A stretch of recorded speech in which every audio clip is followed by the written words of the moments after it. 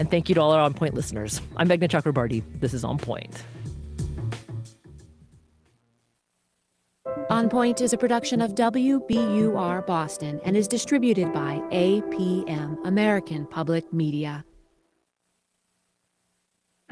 Support for On Point comes from the listeners of WBUR Boston and from BetterHelp, committed to supporting mental health through therapy and helping clients find balance. Clients are matched with one of 30,000 therapists for online therapy from anywhere at betterhelp.com/public.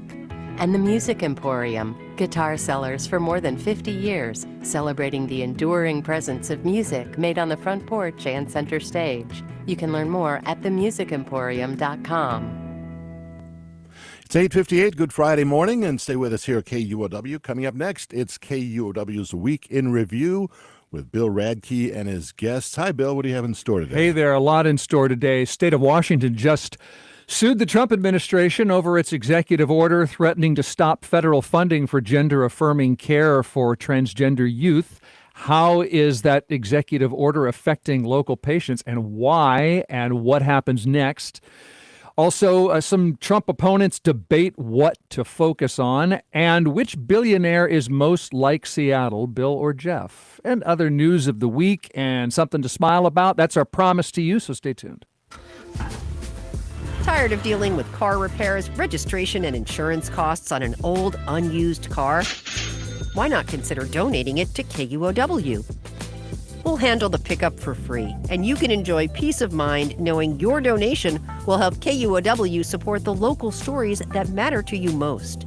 Go to KUOW.org/cars to learn more. Support for KUOW's car donation program comes from local Kia dealers.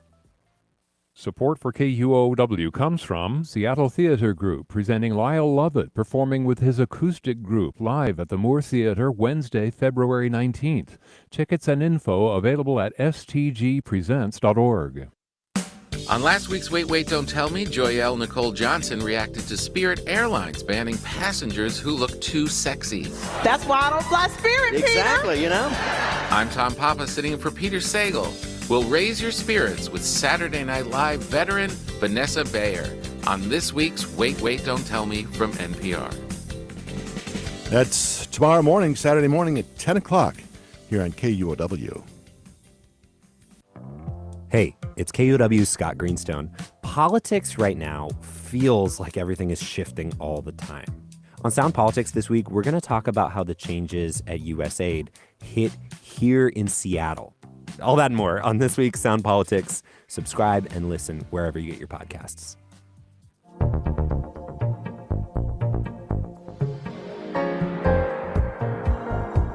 KUOW FM Seattle, KUOW Tumwater, and KQOW Bellingham. A mostly sunny day this afternoon, high around 40 degrees. Clouds tonight and rain tomorrow. Now the news at 12:01. Live from NPR News, I'm Lakshmi Singh. Trade and defense, two central issues addressed during today's White House meeting between President Trump and visiting Japanese Prime Minister Shigeru Ishiba. I'm pleased to say that this week my administration approved nearly $1 billion in foreign military sales to Tokyo. Trump says they discussed security in the Indo-Pacific as well as remaining at the cutting edge of artificial intelligence technology and confronting aggression by China. Before their meeting, the leaders held an initial joint news conference where President Trump doubled down on his widely controversial proposal earlier this week for a U.S. takeover of the Gaza Strip. Basically, the United States would view it as a real estate transaction where we'll be an investor in that part of the world and no rush to do anything. On Capitol Hill today, Israeli Prime Minister Benjamin Netanyahu said his country's alliance with the U.S. has never been stronger. I was deeply moved by the reception that we got, the substantive things that we discussed, making sure that Iran never gets a nuclear weapon, and also making sure that Hamas is destroyed. Netanyahu is speaking today during a joint news conference with House Speaker Mike Johnson. The Palestinian militant group Hamas has named 3 more hostages it'll release tomorrow. It's part of a ceasefire deal struck last month in which Israel will also release Palestinian detainees. The exchange would leave 76 civilians and soldiers still in Hamas's hands. The Treasury Department has named an ally of Elon Musk to oversee the federal government's vast payment system. NPR's Scott Horsley reports the move comes after the Trump administration sidelined a career staffer who tried to keep Musk's team at bay. The agency has tapped Silicon Valley executive Tom Krause to serve as Assistant Treasury Secretary, overseeing a bureau within the department that's responsible for trillions of dollars in annual government payments. The move could give Elon Musk's ad hoc Department of Government Efficiency more power to control those payments. The administration previously said Krause and another Musk surrogate had limited read-only access to the payment system. Last week, a career staffer who oversaw that system was placed on administrative leave when he reportedly tried to block Musk allies from halting some payments. The staffer later retired. Scott Horsley, NPR News, Washington. Thousands of federal government workers, employees with the U.S. Agency for International Development, are hours away from being placed on administrative leave. The Trump administration's targeting the United States Agency for international development as part of a broad mandate to shrink the federal government workforce. U.S. stocks are trading lower this hour. The Dow Jones Industrial Average is down 450 points, or roughly 1% at 44,300. You're listening to NPR News. This is KUOW News. I'm Kevin Kniested in Seattle. Washington lawmakers might put limits on how much rents can rise each year. But Olympia correspondent Joni Lindsay reports it's hard to know whether rent caps will help or hurt the housing crisis. Critics of Washington's rent cap bill say it will slow construction. That's what happened in St. Paul, Minnesota, after limits on rent hikes took effect. Here's Washington Representative Andrew Barkis. And the data is very clear. It has had a dramatic effect on development in that locale. But Washington's proposal is less restrictive, and landlords could set rent at whatever they want between tenants. Michelle Thomas from the Low Income Housing Alliance says there's no comparison. No other place in the country has simultaneously passed rent stabilization that is this generous to builders and landlords, while simultaneously doing so much on supply. Generally, research is mixed, showing benefits for tenants and ripple effects on the market. I'm Joni Lindsay in Olympia. Over 600 members of the Society of Professional Engineering employees in aerospace were laid off from Boeing last year. Now the union is saying that Boeing violated the collective bargaining agreement. Rich Plunkett is the director of strategic development with the union. He says the layoffs weren't like other cuts. Some workers had to leave their jobs immediately. Plunkett says this left employees with no time to finish projects. That's the first time we've experienced that. That employees are coming to us to help them get the work done because they're being shoved out the airlock, so to speak, rather quickly. The union says it has notified Boeing of their grievances. A Boeing spokesperson responded to a request for comment that all layoffs in this process have been done in accordance with the union contract. Looking at mostly sunny skies today, highs near 40 degrees. This is KUOW News. Support for NPR comes from NPR stations. Other contributors include Sony Pictures Classics with I'm Still Here, a film by Walter Salles starring Fernanda Torres. A woman is forced to reinvent herself after her family suffers an injustice by the Brazilian government. Now playing only in theaters. Welcome to Friday. Welcome to KUOW's Week in Review. I'm Bill Radke. Week in Review, that's when we congregate on a Friday and we discuss what happened this week. We analyze it. We might agree. We might disagree. We try to shed some light. And I'm lucky to have a great panel with me again this week. The Stranger staff writer, Vivian McCall. Welcome back, Vivian. Hi, thank you for having me. Thanks for coming. Political analyst and contributing columnist, Joni Balter. Welcome back. Good to see you. Happy day after all that snow day. Happy day. We're going to talk a little about that. And Cascade PBS podcast producer, Maleeha Syed. Welcome. First time on the show. First time. I'm very happy to be here. Will you tell us a bit more about Cascade PBS and what you do? Yes. So Cascade PBS, a lot of people might know it formerly as Crosscut. Mm-hmm. We've kind of merged our brands together. And I'm a podcast producer, so I work on a show called Northwest Reports. We delve into a new topic every few months in the form of a serial podcast. So our most recent one was looking at the state and future of Washington's Republican Party. And we have another one coming out in late March. So keep your ears peeled for that. You want to tell us the topic, or are we waiting on that? It's going to be, and this is really timely, I think, with some of the stuff we'll talk about today, but just when we think about climate change, what are some of the sacrifices that local communities have to make in order to allow for some of these clean energy projects to happen in their backyard? That is a great question, especially when countries, ours and others, aren't, if they're not on board, what is the sacrifice adding up to? I mean, exactly. I would look forward to listening to that. I will send it. All right, on Cascade PBS. We are on YouTube as we do this show. If you would like to watch the program, just search KUOW. So before we get into the most consequential news, we got, as you mentioned, we got some snow and ice this week, enough to cancel school in a lot of districts. But Seattle Public Schools did not close on Wednesday because we know how to do this now. What did we do when COVID hit? We taught online, and that's what Seattle did Wednesday. A coworker of mine has a 5th grader at Greenwood Elementary who remembers online kindergarten very well, and she asked him, Oscar, what did you think of being back in class on Microsoft Teams today? Well, honestly, it's like 2020 again, except on a snow day, but the snow melted and we were on Teams, and you know how it is. Everybody tried to, maybe watch a YouTube video, turn their camera and mic off. It was like that, except with the group chat, we could all just text each other, and everybody was saying, it's 2020, y'all, or this reminds me of COVID, or something like that. It's weird. Oscar, I want to say, first of all, you should be on the radio more often. You are compelling. Just a space right here for her to talk. Yes. It's a storyteller. Yeah. We can review panelist Oscar Pulkinen very soon, I hope. You are a very compelling speaker, Oscar. Also, I got to say, my second reaction was, get off YouTube and your phone and pay attention. It's one day. Go to school, kid. But apparently I'm alone. I don't know. I think that's how every adult talks about Microsoft Teams as well. That's what everyone feels. Yes, that's awesome. By that. That's and fair. honestly, when I heard about this, my first thought was that line in Jurassic Park where Jeff Goldblum is like, your scientists were so preoccupied with whether they didn't stop to think if they should. Like, let kids have a snow day. It is a very rare thing in a place like this. We've got a lot of hills.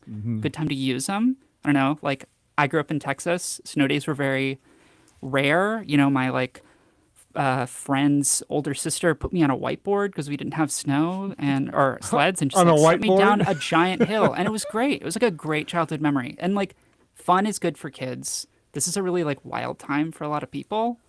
It's nice. I think that kids should have had a snow day. Very strongly in favor of that. Mm-hmm. So snow days are always a tough call in Seattle because it's so weird how snow actually hits the pavement here. So you have days like, I think it was yesterday, different parts of the city look much different than one another. South Seattle, where I live, had less snow. North Seattle seemed to have way more until a later hour, until it that's true, mushed up. The main thing about this story that I think is so interesting is I did not know, maybe you folks did, that Seattle schools had taken snow days off the calendar. And so, of course, they're going to try, because they're going to get hit from both sides, right? Snow day, nostalgia, on a whiteboard, all that. On a whiteboard. All yeah, all it that works. good fun. But everyone's complaining. I thought that we were trying to, get more students online and not wasting, quote, learning wasting loss. time. Remember learning loss? Yeah. It's one day. Yeah, it's one It was day. actually two of those, but yeah. Yeah, that was my thought is I think when I think about the net effect, it didn't seem based on the story that a lot of people got much benefit or learning out of the day. There were some delays. They got shorter periods. Parents are having to worry about how they can make sure their kids are learning effectively. I am of the mentality that one day is a day and we don't have to squeeze out productivity. And this goes for work as well. I think allowing people to just take a break and trust the process and trust that if it was more than a week, I think that's a different conversation. You don't work for Amazon, do you? But I'm an Amazon plant. Who's going to work from home and who's not? All right. Buzz in. You know what? I'm convinced. You all have melted my heart. So snow day. Snow day on a whiteboard. Yay. It's official. It's official. Okay. There is other news this week to discuss. A couple of hours ago, or an hour or so, as we talk Friday in the noon hour, Washington State sued the Trump administration again, this time over its executive order targeting medical practices for transgender youth. This is State Attorney General Nick Brown. We are suing today because this order, like so many other things this president is doing, is illegal and unconstitutional. But having read this order very, very closely, I need to say something more. This president's order is gross. It is disgusting. It is hateful. And so we will always take action against illegal conduct. But this one has special resonance because of the hate behind it. It promotes harassment and discrimination against people that are already marginalized. It risks their literal health and safety and that of their providers. The state's lawsuit calls Trump's order an official statement of bigotry from the president that directs agencies to openly discriminate against vulnerable youth on the basis of their transgender status and sex. It argues that Trump is usurping Congress's authority to spend money and is violating states' rights. Washington filed the lawsuit with the states of Minnesota and Oregon and 3 physicians, asking the court to put a temporary restraining order on that action. Vivian, from The Stranger, you've been reporting on Seattle Children's Hospital's reaction to Trump's order, Yes. which was to cancel and postpone gender-affirming surgeries for minors. I should point out, and I don't know if you saw this, but I got in my inbox a statement from Seattle Children's. Okay. Yeah, saying that essentially that it supports the state lawsuit against the executive order. But Vivian, the executive order didn't require Seattle Children's, didn't say who they can operate on and who they couldn't, right? No. And I want to make a couple distinctions Yeah. here. So one thing about this order, it's making these comparisons to evidence-based gender care and chemical castration, which is a punishment that is sometimes put on sex offenders, which I would also argue is unethical. That's besides the point. That is not what is happening here. It's also calling these surgical procedures, these medical procedures, hormones, puberty blockers, mutilation. It is truly no different than any other surgery that is given, or procedure, or treatment that is given by any qualified medical professional. The tone of these orders is really unique, and it is dehumanizing. And I think that Nick Brown does make a very good point about it being hateful. And I also want to say that it's not really a ban on youth care. It's a ban on care, or it's prohibition on federal funds going towards care for anybody up to age 19. So at least 1 year of adulthood, for a reason that is still very unclear to me. And Seattle Children's, I would argue, maybe it has a moral obligation to provide what they believe to be medically necessary, evidence-based care. And there is a question of whether they actually needed to do this in the first place, because orders are not self-enforceable.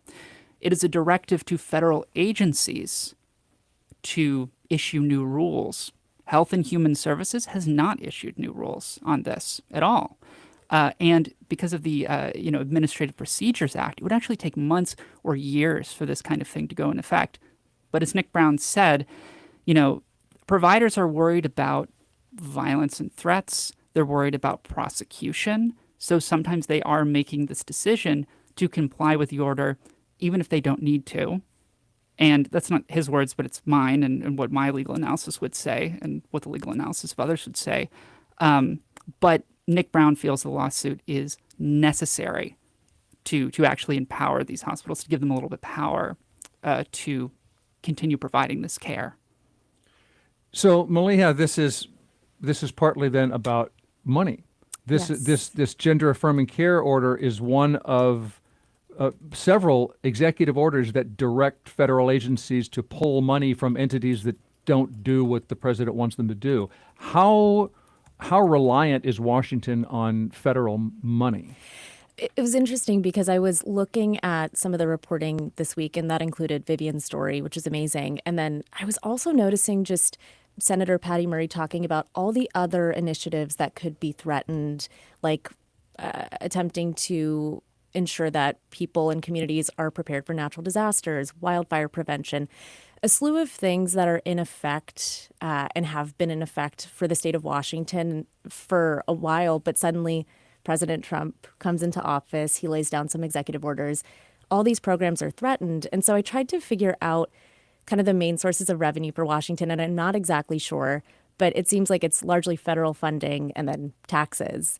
And if we're too reliant on federal funding, I don't know if that necessarily means Washingtonians are going to vote for more taxes or higher taxes. I wouldn't advocate for that. But it just gives me pause for reflection, because the state obviously is so reliant on the federal government and federal funding in order to ensure that all of its programs and goals are being met. And this past 2-3 weeks has really called a lot of that into question and forced a lot of programs to pause. The now frozen order, because you mentioned that to basically stop all federal grants and funding, I think that made very clear to a lot of Americans that there probably is not literally a person on this earth that would actually know the effect of what it would mean to completely take out federal funding of the equation. We don't know the answer to that question. It's so complex. It's so complex to how the world works, how this country works. And, do we know in the healthcare system what it would actually mean to disentangle Washington from federal funds? I actually don't think that we do. But it certainly gives the federal government leverage to do things that are potentially unconstitutional.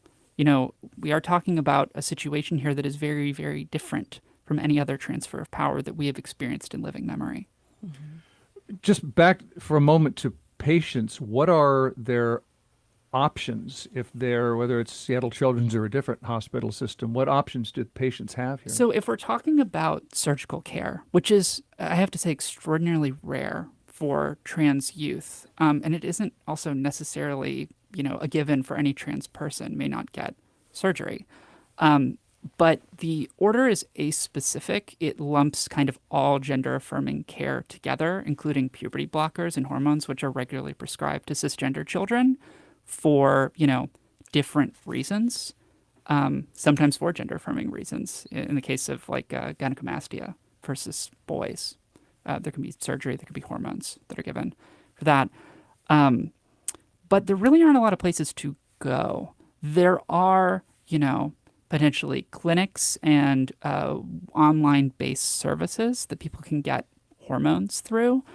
But it's kind of a question of, will those be able to scale up to meet the kind of demand that we're going to see, especially as there are already 26 states that do have some sort of restriction or ban on gender-affirming care for people under the age of 18. So I want to go back to the federal funding point here.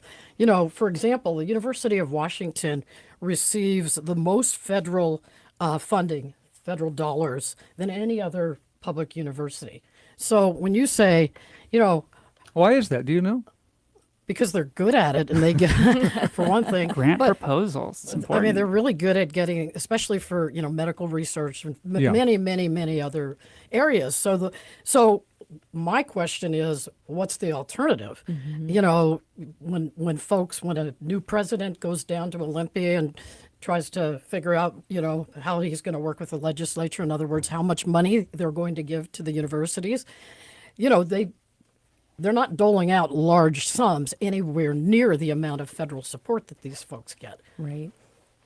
Yeah, that's something that struck me. I kind of, when I was seeing, Patty Murray and all of these articles come out about how we receive federal funding and how much it's throwing all of these programs and initiatives into flux, I thought, oh, well, maybe there's alternative sources. And then there's really not. It's yeah. I do want to make the point. I'm kind of paraphrasing. Ezra Klein published an opinion piece in the New York Times yesterday about this. Donald Trump, with these orders, is making a certain bet that the Supreme Court is ultimately going to back him in the decisions that he's making, kind of in the fashion of a king. Because, if you talk about withholding federal funds, that's called impoundment. Impoundment was banned by Congress in 1974 when Nixon was president. And there have been some laws, some court decisions about under what circumstances can the federal government, are they retaliating? Is it punitive? Right. He's making a claim to congressional action, though. He's saying that he can override congressional power, and that essentially he is disrupting the balance of power in the United States because he doesn't have the Senate majority or the House majority that any of this stuff would fly. It just wouldn't pass. So he's kind of bluffing, and he knows that if he tried to introduce it as legislation, it'd be quite embarrassing, and he would look weak. So quick clarification there on going to Olympia. I'm not saying that I don't know the exact numbers between federal support and state support, but when you're looking for extra money, that is not going to be a great source of it. Well, when we think of it as extra money, isn't that only because the federal government uniquely can go into debt and does over and over, which little Oscar, who we heard from about the snow day, will be paying? I mean, because theoretically, if it's 50 states, if every state were to raise its own money, then it would be the same amount of money. It would be, right? We're not inventing money, except in America we are, because the U.S. government can print money. Is that basically right? Is that why states are so dependent? I don't. Yeah, this is beyond what I originally reported on. Okay. So, Joni, any other reactions to this? Well, I had an important reaction here because I was really taken by this column this week by Danny Westnate at the Seattle Times. And it turns out even Washington State Democrats don't like Washington State Democrats. And what I mean by that is Stuart Elway, pollster, longtime pollster, been tracking party affiliation for a really long time. And he found that in October, support or people who identify as Democrats was around 45%. Then in January, 35%. So there is a concern here about issues like this and statements like lawsuits like that the Democratic Party sort of keeps, kind of stepping on itself by focusing too much on social issues and not enough on the economic issues. This now overstated thing about the price of eggs. But, that is a concern for the party. And I think it's something that we all have to consider. For example, on the NCAA, I talked to you about this earlier, 510,000 NCAA athletes. I want you to all guess. Guess what the number of transgender athletes in that group is? It's 10. I'm sorry. I do know the answer. Yeah. No, I took the test. Yes. And I said 15. What would you? Well, anyways, the point is. Sorry, I spoiled your bit. I'm going to say 10. Were you going to really say 10? No, I knew it was low. Mind meld. But the point is that Democrats who are soul searching, I mean, just read your Twitter feed, which I mistakenly did earlier today. There's all this, self-reflection on how can Democrats talk differently. In fact, I want to discuss this right now. It's not just Twitter.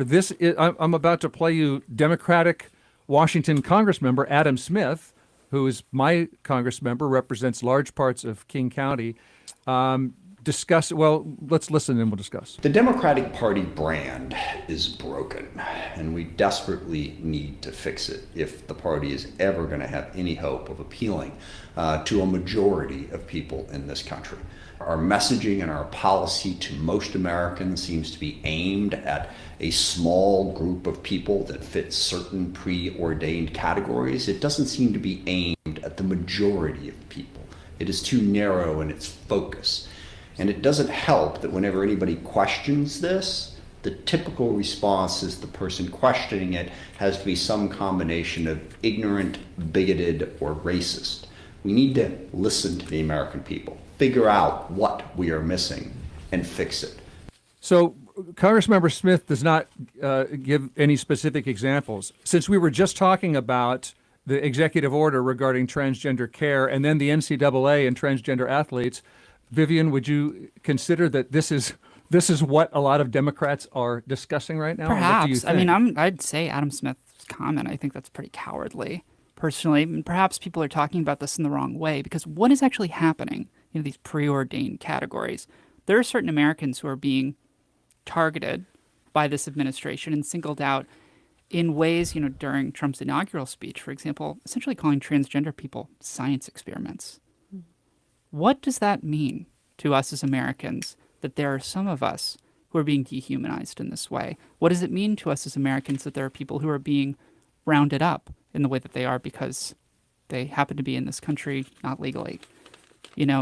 We are not talking about the actual problem that is happening. We're not talking about the issue of the Republican Party doing this tremendous overreach. Do we need to be better on economic messaging? Certainly. That has been a failure. And I think a lot of people would understand that the presentation of these like limited social issues, they're essentially being manipulated on things that they don't fully understand because they're outside of their personal experience. And it's quite easy to convince somebody who has no personal experience with something to think, well, it must be true what this person is telling me. Congressmember Smith might agree that these are issues on which the American public is easily manipulated. Well, he should be and so pedantic about it, then. He should say what he means, if he's so worried about the Democratic brand being broken. I actually found his comments helpful because... Really? Yes. And the reason is that, look, we have a president who thinks he's the Greek or Roman god Jupiter, who all he does is throw thunderbolts and so fast that folks are having a really, really hard time figuring out which ones to respond to. Democrats, I believe, are going to have to pick their battles. They can't respond to everything, which is not to limit or belittle any of the very important issues that we're talking about here. But they do have to pick which ones they're going to go after. Nick Brown, I think it's fascinating to watch how he's conducting himself, similar to his, former boss, Bob Ferguson, now the governor. So I think that, Democrats have to be wary. They have to be sensitive. I agree with Bill that I don't think that Adam Smith would disagree with each of these things, but you have to have kind of like a long-term global strategy. How are we going to deal with one thing after the next being thrown at so many different people? You're speaking to like the shock doctrine, the idea that we're just being overwhelmed and we can't necessarily respond to everything in the immediate. But aren't these problems all sort of united by the fact that they're almost all overreach? This is a strategy that has been openly discussed by people on the right for a long time. Steve Bannon said it in 2019. It's called flooding the zone. Mm-hmm. It is called flooding the zone at muscle velocity, which means that you are inundating people with so many of these executive orders that they become nihilistic. And actually, these are strategies that have been employed in authoritarian countries. And just in case somebody didn't know, there isn't a big sign that flashes authoritarianism when there are things that happen like that in your country. In fact, it's up to you to look back at history and understand where are these things coming from and where are they headed. Mm-hmm. We should not be ruled by the now. If we know our history and we know the context of things that have happened before, we can actually respond to it and see it for what it is. So the voters voted for the great disruption. It's here. I think disruption is a little soft for what this perhaps is. It also reminds many people, as this is not an original thought, of like a very large bee's nest, and you go up to it with a stick and you smack it, and then all these bees come out, and you literally have no idea which bee is coming after you or which one you're coming after. So it's important to pay attention, but you got to have a long-time strategy. All these lawsuits, they take a long, long time. Most of them do. Some of them get injunctions, and maybe we'll talk about that later. But as in birthright citizenship, right, and others, right. Yeah. But they take a long time, and so you're in hiatus in knowing what's going to actually happen next. Okay, we're going to take a break here. Do we about cover it for now? And more to say. So many of these topics that we're going to discuss with you this hour overlap, as you'll see. We will take a break and come right back with my guests. You heard the strangers, Vivian McCall, Cascade PBS's Maleeha Syed, and political analyst Joni Balter. I'm Bill Radke. See you on YouTube if you want to watch the show. In any case, we'll be right back after a very quick break.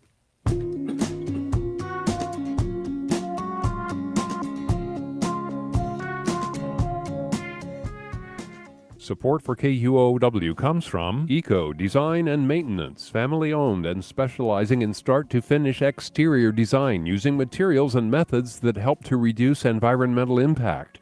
From landscapes to hardscaping, outdoor spaces designed to be functional and long-lasting. More at eco-seattle.com. Holding on to a grudge can feel really, really good, at least at first. In a chronic anger situation, there's a little bit of dopamine that you get, that pleasure chemical. I'm doing something about it. The psychology of grudges. This week on Hidden Brain from NPR. Join us for the Hidden Brain. It's tomorrow morning at 9 here on KUOW. Time is 12:32. It's KUOW's Week in Review. I said it would be a quick break, and it was. My name is Bill Radke, and we are discussing the week gone by with the strangers, Vivian McCall, with political analyst Joni Balter, with Cascade PBS podcast producer Maleeha Syed. And now I want to ask a question. Are the majority Democratic legislators in Olympia undermining state law on parental rights or not? Because last year, a Republican wrote and got signatures for a state initiative saying it would guarantee parents access to their child's school records, and their parents' rights to review school materials would be guaranteed. The legislature could have put this to a statewide vote, but they just instead passed it into law. All the Republicans voted for it with some Democrats. And now Democrats who are in session in Olympia want to modify the law. This is KUOW's Olympia correspondent, Jeannie Lindsay. Supporters of last year's parents' rights law say it empowers parents and shouldn't change. But Democrats worry the language is confusing for schools and could undermine privacy for LGBTQ students or students facing abuse. Lawmakers largely agree parents should be involved in their children's schooling, but there's a partisan divide about how to balance parents' needs with protections for students, and Democrats have full control of the legislature. The Senate voted this week to no longer require that schools provide student medical records to parents. The bill now heads to the House. Maleeha, would you say that Democrats are just clarifying the law versus undermining it? I would say that they, and this is actually really helpful to have Vivian here because you reported on this last year.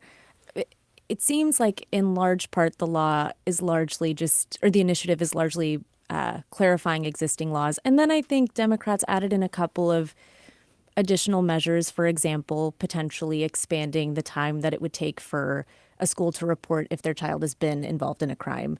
That seemed to be the main sticking point. And my understanding is that has not gone through. I don't know. I'm not exact. I checked it yesterday. I'm not really sure exactly where it is right now. I think that got pulled, but this seems so small to me. I don't know as much as you all, but 48 hours versus immediately. What is it? How immediate is immediately? So I'm trying to figure out what the real action is here. If I could, sorry. Do you No. Go ahead? I was going to say the only clarification I would make is it sounds like they kind of watered down the language so that immediate or whatever it is could be vague enough so it's not exactly a timestamp. It seems like there's a significant one thing change. in there is that lawmakers and the state are protected, as I understand it, from lawsuits. So let's take the example of a school shooting, just as an example. Let's not do that.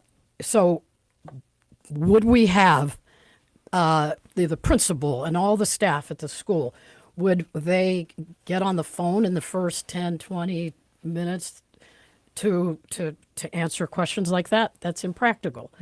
But they should get as quickly as they can. So this is like a subjective term, as soon as possible, immediately. But this seems so small ball. I'm trying to understand the outrage or faux outrage. I'm not sure. Yeah, Vivian, if I you could know sort of something blow it up. about Yes. this. Okay. So last year with this longer piece, it's like, what the heck does this thing do? And some people I mentioned that, experts told me this, and people kind of made fun of me. Like, what experts? 11, actually. I talked to 11 people about this bill, and I spent a while considering what it does. And for people who are concerned about the rights that they have as parents in Washington State, I have very good news for you. You do actually have quite a lot of rights. You have a lot of access to records. You have the ability to sit in on your kid's class. You have the ability to see what your kid gets at school. The Iron Curtain does not fall over your child between 8 a.m. and 3 p.m. I don't know how long school is anymore. But the original bill is not what a lot of voters thought it was. This is not a matter of political opinion. It truly is straightforwardly true. And the bill that was submitted was essentially a dusted off copy of a Louisiana bill. I typed in some of the language. I thought, this kind of seems copycat. It was. And it was sort of slapped onto the existing revised code of Washington, which, if you know anything about state laws, that doesn't really work. And even the suggestion that there needed to be a parents' rights bill gave people the idea that they didn't have them already, which was misleading. And I think the phrase parents' rights sounds very unobjectionable to the majority of people because, of course, parents should have rights. Everyone does agree that parents should be involved in education. There are tons of benefits to that. But there is also this political meaning behind the word parents' rights that began in the 1990s with a bunch of evangelicals who didn't want their kids learning about sex in school. Yeah, so this isn't just Yes, notification. This is about curriculum as well. Absolutely. And there's the idea of involvement, and then there's the idea of input and control. And those are not the same thing, and they do not come with the same benefits, because when there are parents who sort of want to not only control what their kids learn, but what other kids learn, we're sort of crossing over into an area where maybe your right to change certain things infringes on the rights of other But people. do these amendments from Democrats, do they affect what ability, whether you like the ability or not, that parents have to have a say in their kids' curriculum? Well, Seems I mean, they can minorly. input. There are PTAs, there are avenues, but the problem with the, records, for example, it would put an enormous administrative burden on schools to constantly be replying to these records requests. And that is also sort of part of a political project to make public education less efficient. Okay, I want to try to desirable. clarify that. Yeah. If I understand this right, and Maleeha, maybe you can also maybe help, is the initiative, again, this Republican-backed initiative that the legislature decided to put into law, I think partly because they have the legal ability to modify it. Yes, they do. That's more it was so. accepted last year. They have the ability to amend it. Right. Yeah. So the initiative, for one thing, was about parents having access to medical, health, and mental health records within 10 days, but less focused on the number of days than the records. And apparently, schools would have to tell parents when medical services are offered or provided to their children. And one of the Democratic changes, if I understand this right, is that parents can access not necessarily medical health and mental health records, but education records, which is like attendance and discipline, Which they already had access to. Right. So and my understanding is that the Democrats are saying that there's federal law that prevents some of there are federal privacy rights. Too. FERPA is one for students, and then HIPAA concerns, which I think we're all familiar with HIPAA. There is kind of an ambiguity because there are some of these clinics that are within schools that are actually separate entities. Those are protected by HIPAA, but if they're school counselors who are talking to kids, those records may not necessarily be protected by HIPAA or are debatably protected by HIPAA. It's kind of unclear and ambiguous because, again, we're taking like another state's bill and slapping it onto our current code. But there are situations in which, like, let's say if a parent had access to all records where they're not being directly abused, let's say a parent sits down with a counselor, they like flop down, the counselor asks, well, what's the problem, Timmy? And he's like, dad's hitting mom. That record could potentially be accessible to the parent, which could lead to the harm of the child with the way that it was written and passed. So there are so many situations that you could consider, but that's the kind of loop that's trying to be closed here. So speaking of flooding the zone, do you remember when all these initiatives, 6 of the 7, were presented? They were presented to the legislature. So what the legislature did, as I understand it, is they picked the ones that had limited or no fiscal impact. And they largely passed this one, as an example, into law. But this is also a very popular, just the words, nationally and even in Washington State, a very popular measure. So I even observed Brian Haywood, I think it was yesterday or today, saying, should we go back and try again? So the lawmakers know that they are, in many of these details here, that they are up against, possibly another initiative to reaffirm. It polls very well. By words, do you mean the words parental rights are popular with Washingtonians, and they don't whether they understand what the initiative? The initiative, this is how unfortunately initiatives are, and this has been true for a very, very long time. An initiative, you see a few ads, they capture it or they don't, but this kind of measure polls very well throughout the country, including here. Okay. Well, I hope that he goes and writes his own bill next time instead of taking one. Might work a little better. I think the other thing that stood out to me is my understanding is the initiative largely expands or makes more vague what could constitute parents' rights. And so one thing that you wrote in your piece last year was when you think of the term sexual education, a lot of times parents think that means abstinence or requiring students to learn about sex education in a way that feels more conducive to their beliefs. But it could also be expanded to anything that's considered sex education. Right. Like it could be reading material. It could be. My understanding is that it gives more leeway for parents and schools to decide by their own discretion what their students and kids can access. Well, then, since you brought up polls, do we have any evidence that if it were up to Washington State voters, they would say, I don't want I don't want sex education at all in the schools, and would the state? Didn't we pass an initiative to have sex education? That was before I moved to Washington. Yeah, so it's popular in Washington. I don't know what the because we have this state initiative process where voters can, whether they understand, whether they're education experts or not, they can express their preferences, and the legislature has to deal with that. Right. So this is the problem with initiatives. They present. At one time, we had an initiative. This is going back some time on healthcare. It was 32 pages. How many people think that voters have time, interest, willingness to read 32 pages? Certainly This one everyone wasn't read it. that length. And some of it, this one clearly wasn't that length. But the point is, we put a lot on voters and say, now you know everything, right? Even if it's written super vague. And people who analyze these things are like, I don't know what you mean by that. Or another legislator says, I wasn't sure what the definition was. Yeah. Okay. Did we kind of cover it for now? Because we have other stuff to discuss. Yes, I think so. This measure is now, this initiative was passed by the legislature into law. Now its modifications head to, they've passed the Senate, head to the House, and Governor Ferguson has not yet weighed in. He's kind of busy. So we'll follow that for you. Before we take another break, as the Trump administration is gutting the United States Agency for International Development, USAID delivers billions of dollars in humanitarian aid and helps track emerging diseases, et cetera. Elon Musk says it's a waste, and they've fired almost everybody. And who personally went to the White House to defend USAID? The co-founder of Microsoft, co-founder of the Gates Foundation, more relevantly. Bill Gates told NBC, quote, I've been out in the field with USAID. It's unbelievable what an asset that is. I know all of the development agencies of all the countries, and this is the best of them. And Joni, I bring this up because you've been comparing billionaires these days. Wait a sec. It's not fair to the audio audience, but there was a picture.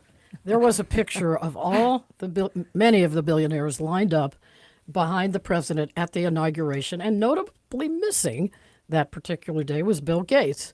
And Bill Gates has fallen from certain pedestals. We all know that. But that made me proud that he was sort of our billionaire because it was, it's not like he doesn't have influence on the White House. He stopped by there the other day, met with the president and Chief of Staff Susie Wiles.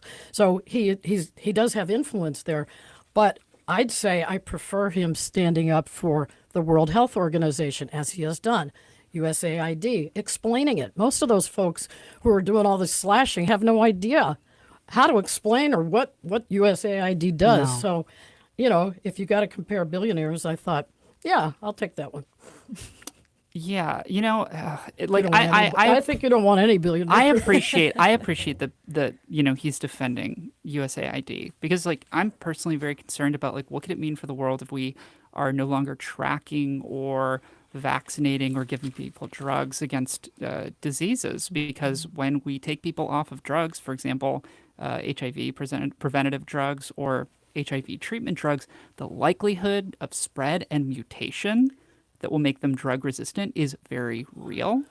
That should concern us all. These programs keep the world safe, and that includes Americans. It's called soft diplomacy is what it's right. called. It's a good idea, and it's a real, it's more than a shame that we're, doing something about that, because it's going to bite us. But I will say, and everybody's going to say, oh, look, Karla Marx coming over from the stranger to say this. But oh, is that a name change? Yeah, I guess it is. But billionaires benefit from and perpetuate in an equitable system. And whether or not we agree with the things that they say, they are still going to go along with the power structure. Bill Gates has somewhat softened his tone on Trump, talking about a revealing conversation.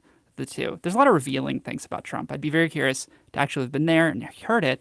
But, they frequently align with these power structures. So I think we should always be skeptical of these people because billionaires do have an effect on the collective freedom of our country. That isn't really coming from a profoundly lefty source. There's a good book on this. Timothy Snyder's On Freedom has a section on oligarchy. it is profound, the effect of oligarchy on our democratic system. So I think good to think about. Maleeha, you've lived in Seattle not as long too as I long. have. Okay. Yes. Roughly 3.5 years 3.5 now. years. Okay. I moved here in the 80s, and I remember in the 80s and 90s, a lot of us thought of Bill Gates as a Seattle-style billionaire. More science than flash, doing good deeds in glasses and a sweater. House is gigantic but woodsy, you know. Artsy kind of. Environmentally correct items. Yes. Are Yeah.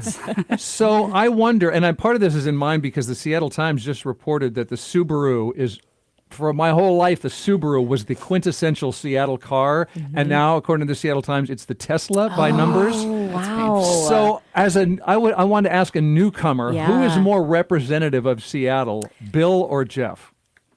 That's a great question because I think Bill Gates probably represented a specific Seattleite 20, 30 years ago.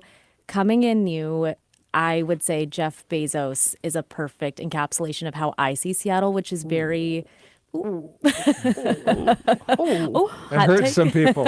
Go on. I think you can see how the city's made up and where all of the energy is and where all of the industry is. And, you know, Amazon returning to work one more day has suddenly uprooted the entire traffic for the city. And I think... I hear you on that one. Yeah. I just... 9% increase in traffic, some other increase in emissions. I think there are pockets of Seattle that probably still resonate deeply with a Bill Gates, and probably not even a Bill Gates because he's a billionaire. But yeah, my conception of Seattle is it's very techy, and I think it aligns with the sort of climbing to increase your wealth. And that is what Jeff Bezos on his face represents clearly. I'll just say he came for the lack of an income tax, and he left for the presence of a capital gains tax. Yeah. That's not very There you Seattle. You got to stay a little bit. Imagine him protecting his own interests. It's almost like that's what I said. I'm just kidding. It's almost like, I'm going to get you a T-shirt that says, it's almost like what I said. I said that. Yeah. Okay. Do we cover it for now? Billionaires? Yes. By the way, he's selling a book right now. He's doing a memoir. That's why he's and out there's and about so much. He has a out- memoir out. Yeah. Yeah, and there's a big New York Times piece. Was it New York or the New Yorker? Times. Yeah. Okay. New York Times over the last weekend. A profile. Yeah, so you can check that out. Okay, we are not done with you yet when it comes to discussing the week's news. Let's take another little break and then mention a couple more items and give you some reason to smile. That's our promise. Stay tuned.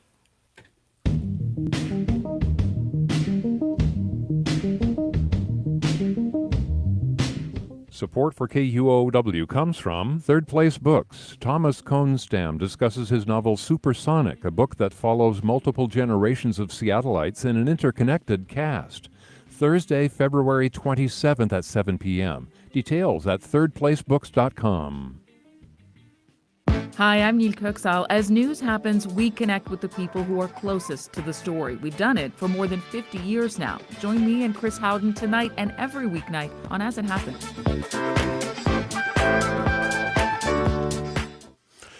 As It Happens, 9 o'clock this evening and every weeknight here on KUOW 94.9.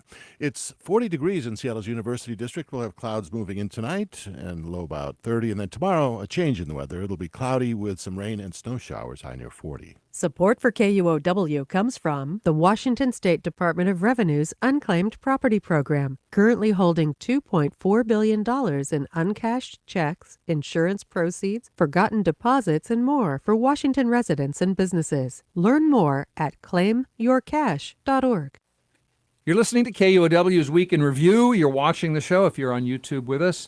And we have our panel here today, Cascade PBS podcast producer Maleeha Syed, political analyst and contributing columnist Joni Balter, The Strangers staff writer Vivian McCall.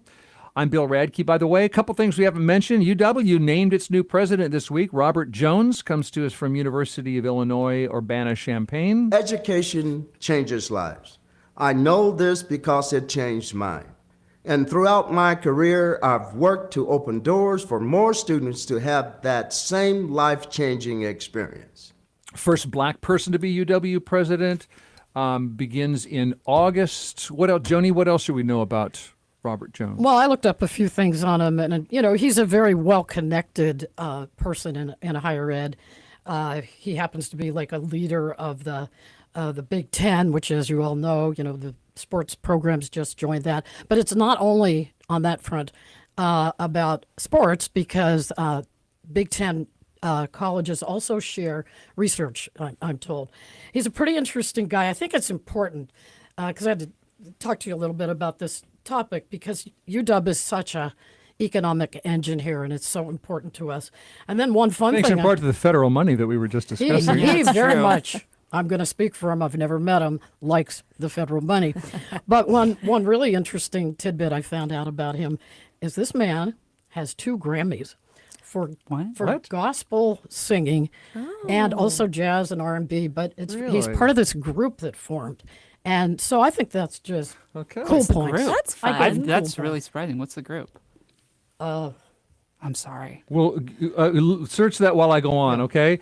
Thank you. That's interesting. A couple other items. The new Seattle Police Department leader began this week, started the job. Sean Barnes came here from Madison, Wisconsin, where he was police chief.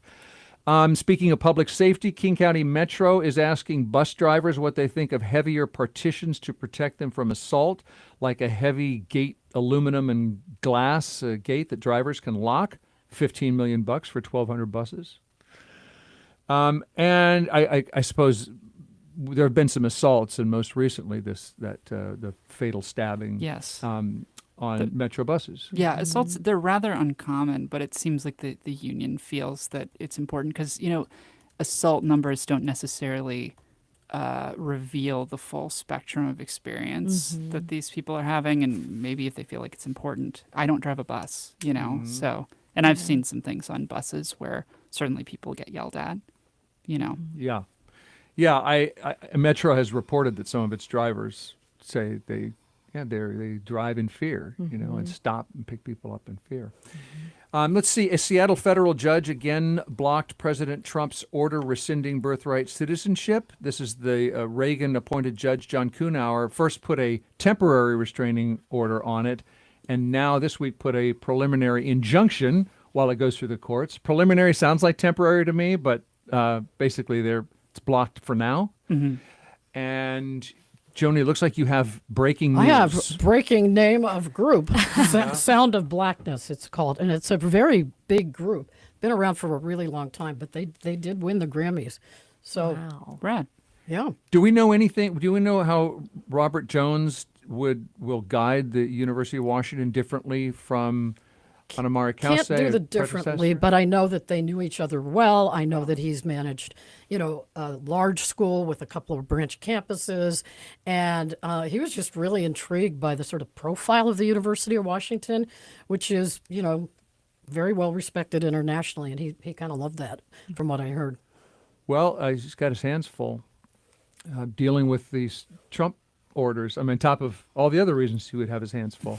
So he'll begin in August. Okay, I want to preserve a little time to give listeners something to smile about. I saw one thing I'll begin with. The Seattle Times, or rather, spring training. I just wrote ST in my notes. Spring training is about to begin for the Mariners, and a lot of fans are complaining once again that the team failed once again to spend enough money on players in the offseason. But I found out the real reason the Mariners aren't great is Dunkin' Donuts. A baseball fan posted online a chart showing the distance between each baseball stadium and its nearest Dunkin' Donuts. Fenway Park in Boston, 800 feet from a Dunkin' Donuts. That makes sense. Yeah, that's what I would have expected. And 800 more reasons, to be happy about that. All the way up to the second farthest, Toronto Blue Jays Stadium, 41 miles from a Dunkin' Donuts. And then finally there's T-Mobile Park, 577 miles from a Dunkin' Donuts. There's no Dunkin' Donuts in Washington or Oregon or Idaho. Looking at the map, I think the nearest one looks like Nevada. Wow. There is a Krispy Kreme 2 blocks away from T-Mobile Park. The last Dunkin' Donuts, though, to leave Washington was Burien and Renton like 20 years ago. Some theories is that just coffee, because a lot of people go to donuts places for the coffee, and you have so many Starbucks. Maybe. Doesn't explain Idaho. Washington law against styrofoam cups was thrown out. Still doesn't explain Idaho.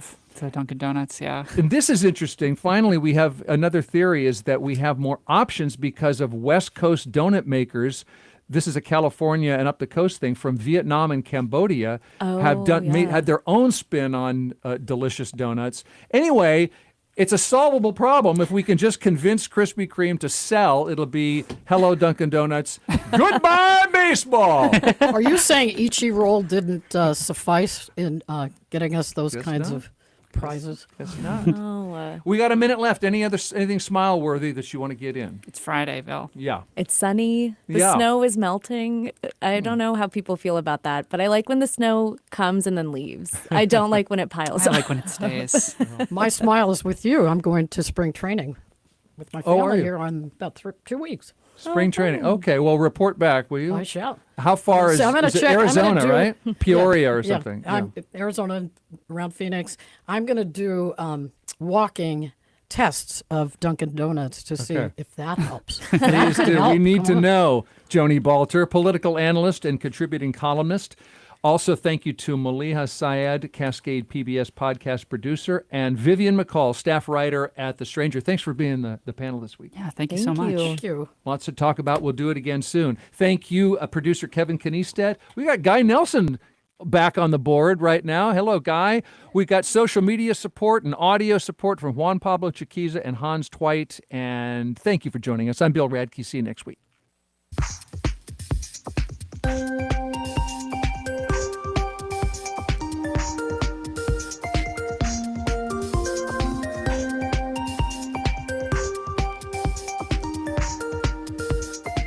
Support for KUOW comes from Mammoth Live, bringing Natalia Lafourcade and her Cancionera tour to the Paramount Theater in Seattle on September 25th.